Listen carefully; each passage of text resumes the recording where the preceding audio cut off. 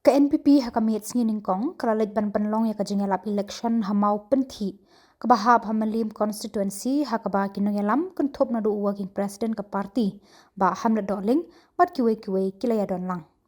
Hakani ki Elekshon ka NPP kalapin yang do Samla fine star khar kongor kubukurtong MDC nakabanta kani ki Elekshon ka banlong haka ap huway tarik mentau benai.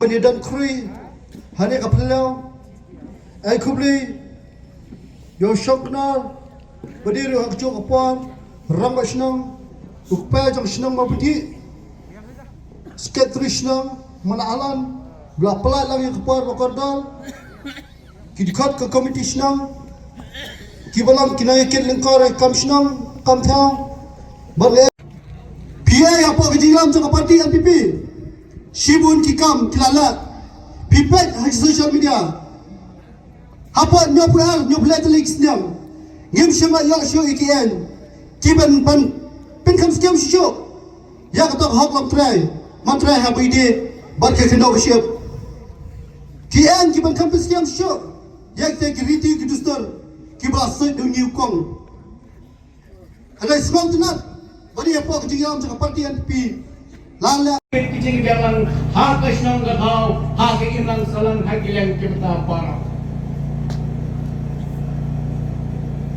Biju pusan, biju podeng, biju perkhanan, ia kecing tergam jang MDC, jang kadesik council, kaisi keberayam, dagawai keparti harin kawai pat.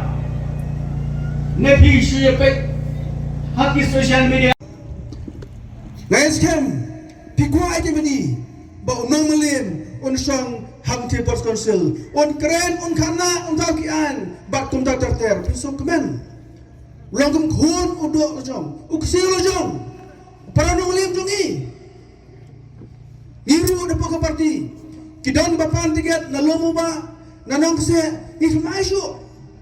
Ngiyongin anak no depo Mylliem. Kenapa kisah memarjan, kiwe ki konsumsi keniken.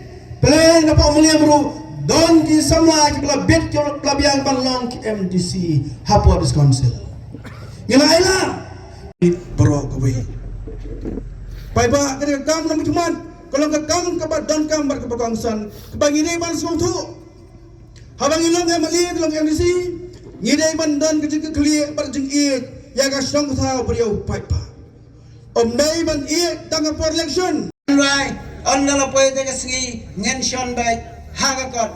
None of my sin, but good not Hagagot. Hagagot. Khuborkhasi Shibun.